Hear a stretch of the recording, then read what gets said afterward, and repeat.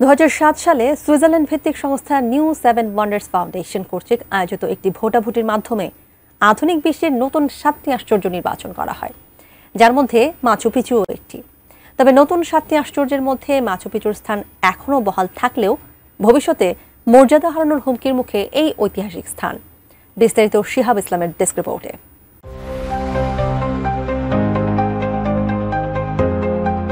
পেরুর ঐতিহাসিক ইনকা নগরী মাচু পিচু এবার নতুন এক সংকটের মুখে পড়েছে।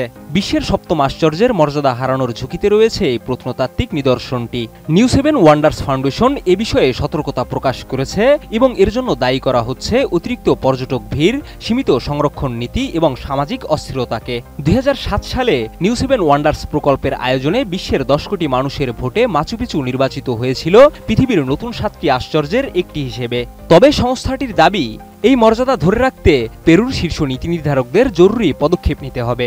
নিউ 7 ওয়ান্ডার্সের মতে এই উপাধির মানে হল সংরক্ষণ এবং টেকসই ব্যবস্থাপনার আন্তর্জাতিক মানদণ্ড মেনে চলার প্রতিশ্রুতি, যা বর্তমানে যথাযথভাবে পালন করা হচ্ছে না। আমি বুঝি নির্মাণের শিল্প, সালাম স্টিল বোঝে ডিউরেবিলিটি। সালাম স্টিল, মোস্ট ডিউরেবল স্টিল।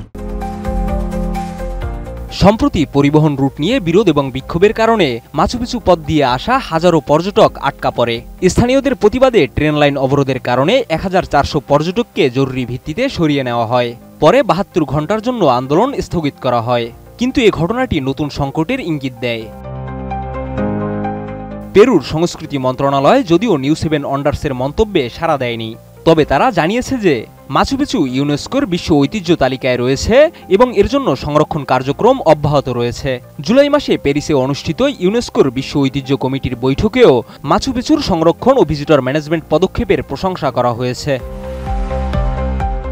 তবে নিউ 7 ওয়ান্ডার্সের পরিচালক জা পল দে লা ফুয়ান্তে বলেন, এটি কোনো হঠাৎ সংকট নয়, বহু বছর ধরে জমে থাকা সমস্যার ফল। সংস্থাটির মতে অতিরিক্ত পর্যটন চাপ, খরচ বৃদ্ধি, ঐতিহাসিক নিদর্শনের ক্ষতির ঝুঁকি, টিকিট বিক্রিতে অনিয়ম, পরিবহন সমস্যা সহ দুর্বল ব্যবস্থাপনা এবং সংরক্ষণ নীতি এই সংকটের মূল কারণ। এদিকে পেরুর বাণিজ্য ও পর্যটন মন্ত্রণালয় জানিয়েছে, তারা আগামী সপ্তাহে পর্যটন সংস্থাগুলোর সঙ্গে বৈঠক করে সমস্যা সমাধানের পথ খুঁজতে চায়। এছাড়া পেরুর সংস্কৃতি মন্ত্রী ফেব্রিসিও ভ্যালেন্সিয়া জানিয়ে দিয়েছেন, চলতি বছরে মাচু পিচুতে ভ্রমণকারীর সংখ্যা 15 লাখ ছাড়িয়ে যাবে, যা হবে ইতিহাসে সর্বোচ্চ। এখন দেখার বিষয়, পেরুর কর্তৃপক্ষ এই সংকট মোকাবেলা করতে কতটা সফল হয় এবং মাচু পিচু কিভাবে সপ্তম আশ্চর্যের মর্যাদা ধরে রাখতে সক্ষম হয়। শিহাব ইসলাম, ATN নিউজ।